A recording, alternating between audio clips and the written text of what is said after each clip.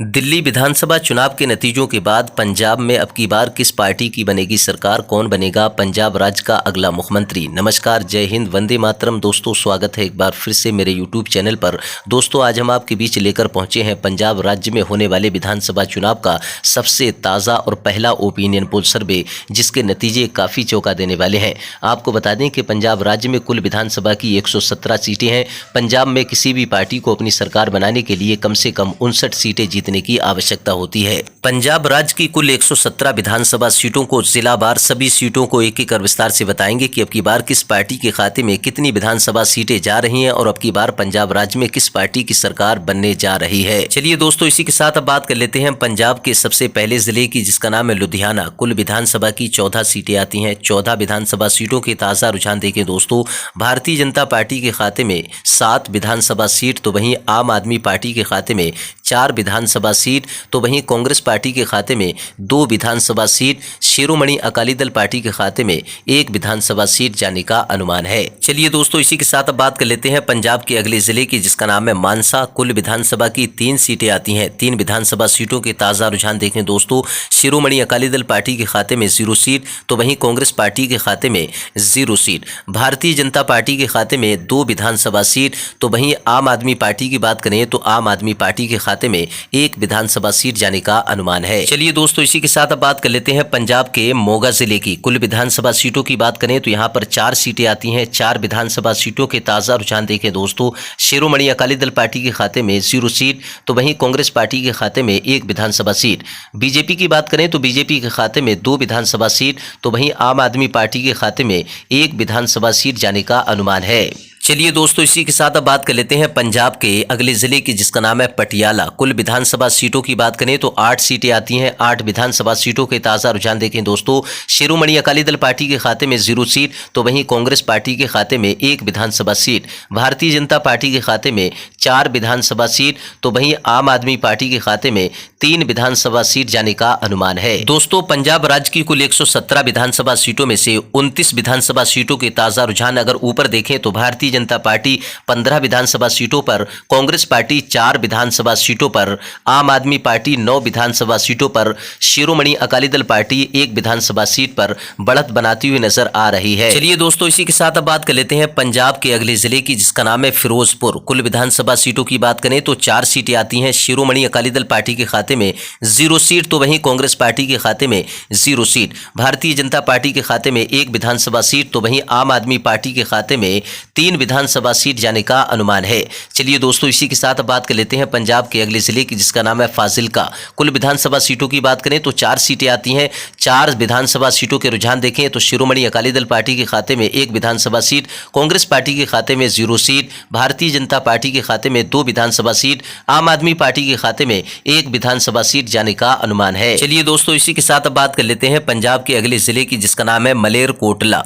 कुल विधानसभा सीटों की बात करें तो 2 सीटें आती हैं। 2 विधानसभा सीटों के रुझान देखें तो भारतीय जनता पार्टी के खाते में 1 विधानसभा सीट, तो वहीं आम आदमी पार्टी के खाते में 1 विधानसभा सीट, कांग्रेस पार्टी के खाते में 0 सीट, शिरोमणि अकाली दल पार्टी के खाते में 0 सीट जाने का अनुमान है। मलेरकोटला जिले की कुल 2 विधानसभा सीटों के रुझान देखें तो यहां पर भारतीय जनता पार्टी और आम आदमी पार्टी के बीच कांटे का मुकाबला होने की संभावना है। चलिए दोस्तों, इसी के साथ बात कर लेते हैं पंजाब के अगले जिले की, जिसका नाम है तरन तारन साहिब। कुल विधानसभा सीटों की बात करें तो 4 सीटें आती हैं। 4 विधानसभा सीटों के रुझान देखें तो शिरोमणि अकाली दल पार्टी के खाते में 0 सीट, तो वहीं कांग्रेस पार्टी के खाते में 0 सीट, भारतीय जनता पार्टी की बात करें तो बीजेपी के खाते में 3 विधानसभा सीट, तो वहीं आम आदमी पार्टी के खाते में 1 विधानसभा सीट जाने का अनुमान है। चलिए दोस्तों, इसी के साथ बात कर लेते हैं पंजाब के अगले जिले की, जिसका नाम है भटिंडा।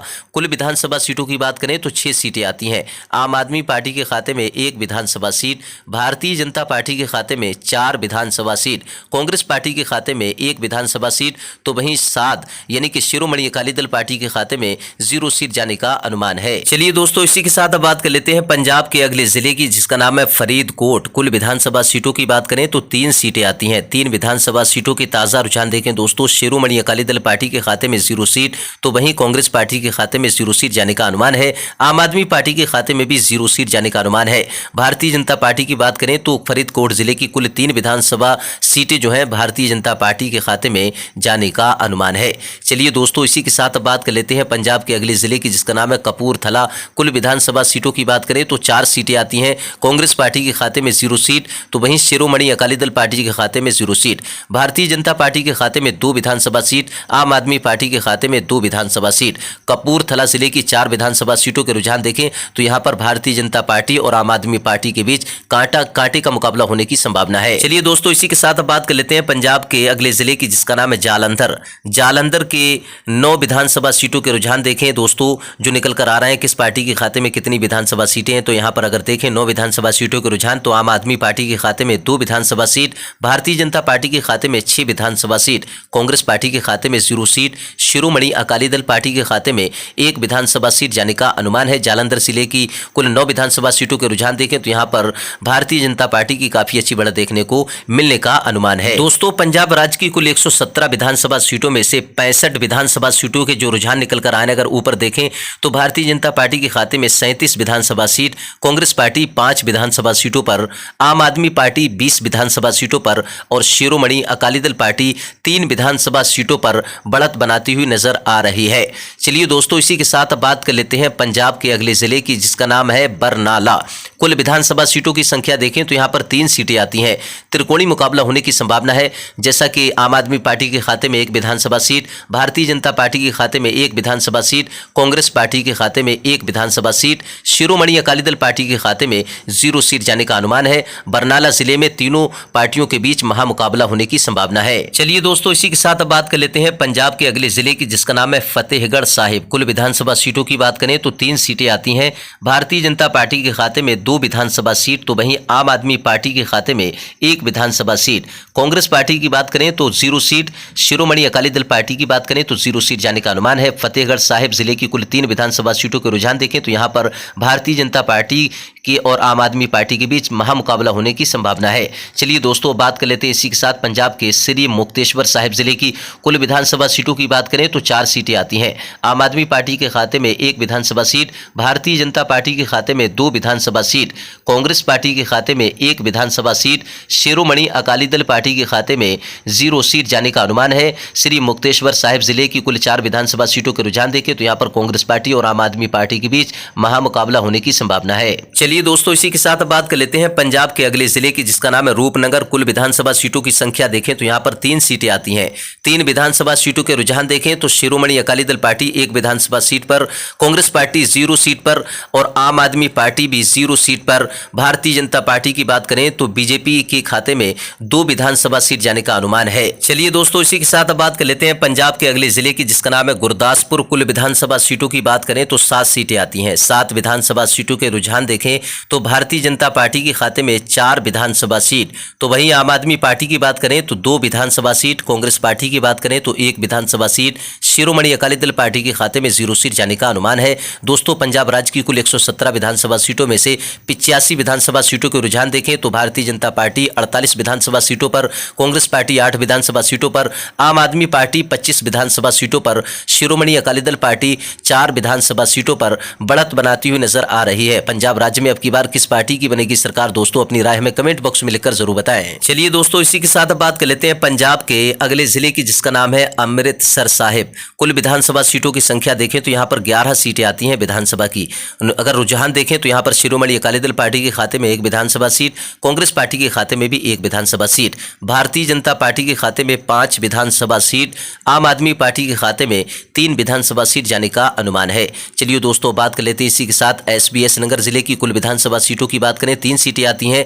कांग्रेस पार्टी के खाते में 0 सीट, शिरोमणि अकाली दल पार्टी के खाते में 0 सीट, आम आदमी पार्टी के खाते में 1 विधानसभा सीट, बीजेपी के खाते में 2 विधानसभा सीट जाने का अनुमान है। चलिए दोस्तों, इसी के साथ बात कर लेते हैं पंजाब के अगले जिले की, जिसका नाम है संगरूर। कुल विधानसभा सीटों की बात करें तो 5 सीटें आती हैं। 5 विधानसभा सीटों के रुझान देखें, यहां पर शिरोमणि अकाली दल पार्टी के खाते में 0 सीट, कांग्रेस पार्टी के खाते में 2 विधानसभा सीट, तो आम आदमी पार्टी के खाते में 2 विधानसभा सीट। दोस्तों, संगरूर जिले में देखें दोस्तों, यहां पर कांग्रेस पार्टी और आम आदमी पार्टी के बीच कांटे का मुकाबला होने की संभावना है और बीजेपी के खाते में मात्र 1 विधानसभा सीट जाने का अनुमान है। चलिए दोस्तों, इसी के साथ बात कर लेते हैं पंजाब के अगले जिले की, जिसका नाम है होशियारपुर। कुल विधानसभा सीटों की बात करें तो 7 सीटें आती हैं। आम आदमी पार्टी के खाते में 1 विधानसभा सीट, तो वहीं भारतीय जनता पार्टी के खाते में 5 विधानसभा सीट। कांग्रेस पार्टी की बात करें तो 1 विधानसभा सीट। शिरोमणि अकाली दल पार्टी की बात करें तो 0 सीट। दोस्तों, होशियारपुर जिले में देखें तो कांग्रेस पार्टी और आम आदमी पार्टी के बीच महामुकाबला होने की संभावना है। अगर बात करें बीजेपी की, तो बीजेपी यहां पर काफी अच्छी बढ़त बनाने का अनुमान है। चलिए दोस्तों, इसी के साथ अब बात कर लेते हैं पंजाब के अगले जिले की, जिसका नाम है SAS नगर। कुल विधानसभा सीटों की बात करें तो दोस्तों यहां पर 3 सीटें आती हैं और त्रिकोणीय मुकाबला होने की संभावना है। जैसा कि आम आदमी पार्टी 1 विधानसभा सीट पर, भारतीय जनता पार्टी 1 विधानसभा सीट पर और कांग्रेस पार्टी 1 विधानसभा सीट पर बढ़त बनाने का अनुमान है और अकाली दल पार्टी के खाते में 0 सीट जाने का अनुमान है। पठानकोट जिले की बात करें तो 3 सीटें आती हैं। आम आदमी पार्टी के खाते में 1 विधानसभा सीट, तो वहीं भारतीय जनता पार्टी के खाते में 2 विधानसभा सीट। शिरोमणि और कांग्रेस पार्टी की बात करें तो 0-0 सीट जाने का अनुमान है। दोस्तों, पंजाब राज्य में होने वाले विधानसभा चुनाव में अब की बार किस पार्टी की बनेगी सरकार? जिस तरह से भारतीय जनता पार्टी ने दिल्ली में पूर्ण बहुमत के साथ अपनी सरकार बनाई है, दोस्तों अपनी राय पंजाब विधानसभा चुनाव को लेकर जरूर अपनी राय कमेंट बॉक्स में लिखकर जरूर बताएं।